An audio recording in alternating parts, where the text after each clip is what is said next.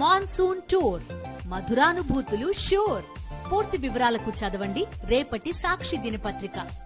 CM Chandrababu మరోమారు రాయలసీమపై కక్ష సాధింపునకు దిగారు.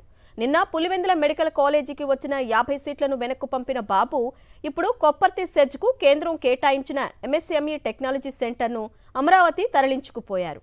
అంతేకాదు కర్నూలుకు కేటాయించిన హైకోర్టును పక్కన పెట్టి అక్కడ కేవలం బెంచ్ మాత్రమే పెట్టాలని ఆదేశాలు కూడా జారీ చేశారు.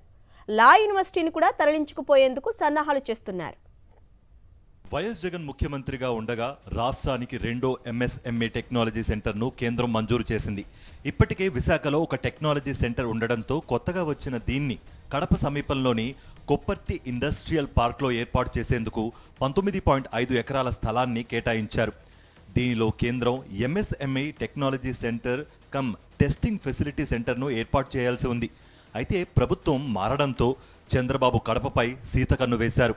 ఈ ప్రాంతంపై తన సహజ స్వభావాన్ని ప్రదర్శిస్తూ కొప్పర్తి సెజ్కు వచ్చిన ఎంఎస్ఎంఈ టెక్నాలజీ సెంటర్ను సిఆర్డీఏ పరిధిలోకి మారుస్తూ జీవో నెంబర్ 56ను జారీ చేశారు. ఇప్పటికే పులివెందుల మెడికల్ కాలేజీకి కేటాయించిన 50 మెడికల్ సీట్లను నిర్వహించలేమంటూ వెనక్కు పంపిన ఘనత చంద్రబాబుకే దక్కింది. దీనికి తోడు జగన్మోహన్ రెడ్డి ముఖ్యమంత్రిగా అన్ని ప్రాంతాల అభివృద్ధి చెందాలనే ఉద్దేశంతో కర్నూలును న్యాయ రాజధానిగా ప్రకటించారు. హైకోర్టు కర్నూలులో ఏర్పాటు చేసేందుకు నిర్ణయం తీసుకున్నారు. ఇప్పుడు దాన్ని మళ్లీ అమరావతికే తరలించుకుపోయి సీమకు మరోమారు ద్రోహం చేసేందుకు సిద్ధమయ్యాడు చంద్రబాబు. ఈ మేరకు కర్నూలుకు హైకోర్టు బెంచ్ మాత్రమే ఏర్పాటు చేస్తామని ఆదేశాలు జారీ చేశారు. ఫలితంగా కర్నూలులో ఏర్పాటు చేయాల్సిన హైకోర్టు ఇక లేనట్లు అనేది స్పష్టమవుతోంది. మరోవైపు కర్నూలులో ఏర్పాటు చేయాలనుకున్న లా యూనివర్సిటీని కూడా తరలించుకుపోయేందుకు సన్నాహాలు చేస్తున్నారు. 2014-19 చంద్రబాబు హయాంలోనూ విభజన చట్టంలో భాగంగా కడపకు కేటాయించిన ఉర్దూ యూనివర్సిటీ కూడా తరలించి వేశాడు.